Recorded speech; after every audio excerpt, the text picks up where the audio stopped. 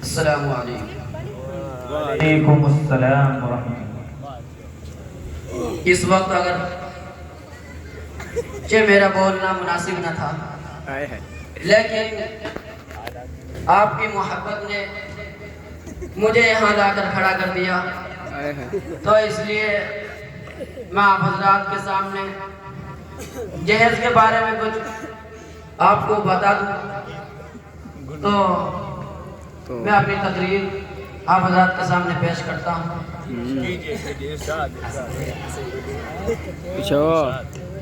نحمده ونصلي على رسوله الكريم، اما بعد، اعوذ باللہ من الشیطان الرجیم، بسم اللہ الرحمن الرحیم۔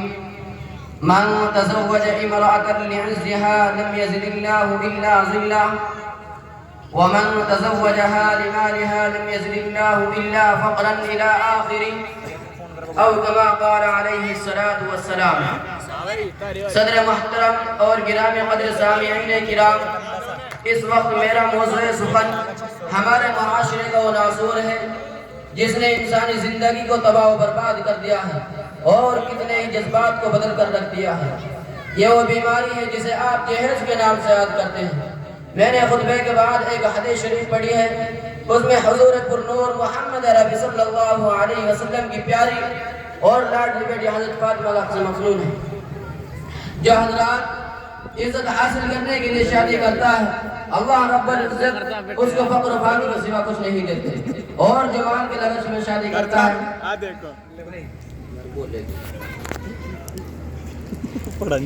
محترم حضرات، اس وقت ہمارے معاشرے میں جہیز ایک ایسا ناصور بن گیا ہے جو ایٹمی ہتھیار سے زیادہ خطرناک اور مہلک ثابت ہوتا جا رہا ہے۔ اس منحوس جہیز کی بنیاد پر ہندوستانی معاشرے میں روزمرہ اخبارات کی رونق اظہار بن کر یہ سرخیاں چلتی ہے کہ فلاں شوہر نے اپنے سسرال والوں سے اسکوٹر نہ ملنے پر اپنی نئی نویلی دلہن کو جلا دیا، فلاں شخص نے مزید جہیز کا مطالبہ پورا نہ کرنے پر اپنی بیوی کو موت کے گھاٹ اتار دیا۔ عجب ماجرا ہے حضرات دیکھیے، عجب ماجرا ہے حضرات دیکھیے، داماد مانگتا ہے خیرات دیکھیے۔ پیارے دوستو، آج اخبارات کے اندر جہیز کے لیے بھیٹ چڑھنے والی کہیں فاطمہ، کہیں رضیہ، کہیں شبنم و فرزانہ اسلامی شریعت کے نام لیواؤں سے کہہ رہی ہیں۔ کاش ہماری اسلامی شریعت کتابوں اور وعظوں کے بجے عمل میں آ جاتی۔ اسلام کے نوجوانوں، عورت رب ذوالجلال کی جانب سے عطا کردہ وہ حسین تحفہ ہے جس نے انسانی زندگی کو رعنائی بخشی۔ اسی عورت کے دم سے نظروں میں خوبصورتی پیدا ہوئی، اسی معصوم کلی نے حضرت آدم علیہ السلام کی زندگی سے خوف و وحشت کو دور کیا۔ مگر ان تمام باتوں کے باوجود ظلم و ستم کی تاریخ شاہد ہے کہ اس دار فانی میں جتنے مظالم برپا ہوئے ہیں ان میں زیادہ تر صنف نازک ہی پر کیے گئے ہیں۔ اس بے رحم سماج نے عورت کو جس نظر سے دیکھا ہے وہ نہایت قابل مذمت ہے۔ تاریخ عالم کی دردناک واقعات سے بھری پڑی ہے۔ کبھی حضرت مریم علیہ السلام کو دنیا والوں نے متہم کر کے جھگڑوں کی کھال چھاننے پر مجبور کیا، کبھی نمرود نے اپنی بیٹی کو ایمان لانے کی پاداش میں آگ میں ڈالا، کبھی عرب کے جاہل معاشرے نے لڑکیوں کی پیدائش کو اس قدر منحوس تصور کیا کہ ان کو پیدا ہوتے ہی زندہ درگور کر دیا جاتا تھا۔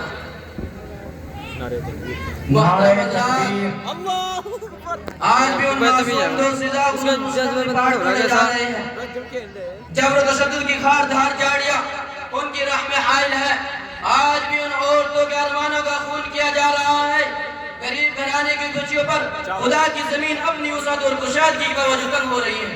ساری دنیا پر یہ بات روز روشن کی طرح آیا ہے کہ جس گھر میں لڑکی جوانی کی دہلیز پر قدم رکھتی ہے اسی وقت سے والدین کی نیند حرام ہو جاتی ہے اور زندگی کا ہر لمحہ سانپ بن کر ڈسنے لگتا ہے۔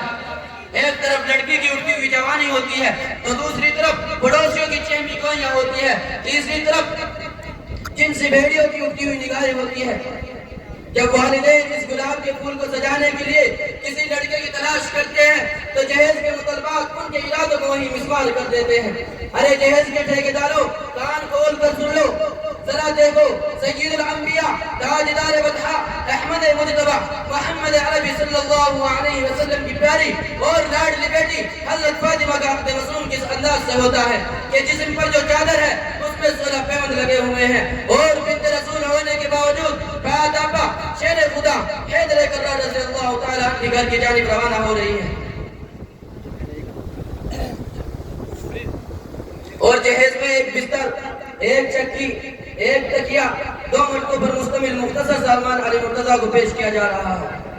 آج ہم یہ کہتے ہیں کہ ہمارا بیٹا ڈاکٹر ہے، ہمارا بیٹا انجینئر ہے، ہمارا بیٹا پائلٹ ہے، ہمارا بیٹا گریجویٹ ہے، ہمارا بیٹا ٹیلی فون آپریٹر ہے، ہمارا بیٹا سعودی عرب میں رہتا ہے، اس لیے جہیز میں جہاز چاہیے۔ ارے اولاد پیدا کر کے جہیز کی تمنا کرنے والوں، کان کھول کر سن لو، اگر تمہارا بیٹا ڈاکٹر ہے تو حضرت علی امیر المؤمنین تھے، اگر تمہارا بیٹا انجینئر ہے تو حضرت علی خلیفہ رسول تھے، اگر تمہارا بیٹا گریجویٹ ہے تو حضرت علی فاتح خیبر تھے، اگر تمہارا بیٹا ٹیلی فون آپریٹر ہے تو حضرت علی اسد اللہ تھے، اگر تمہارا بیٹا پیکر سیاست ہے تو حضرت علی پیکر ولایت تھے۔ حضرات آئیے ہم سب مل کر اس بات کا عہد کریں کہ اس جہیز جیسی ملعون رسم کو مٹا کر دم لیں گے، یہ سنگ دنا جو حائل ہے رستے سے ہٹا کر دم لیں گے، ہم پھول بھی ہیں تلوار بھی ہیں، باطل کو مٹا کر دم لیں گے۔ میں اپنی تقریر کو انہی چند باتوں کے ذریعے اپنی ختم کرتا ہوں۔ وما علینا الا البلاغ۔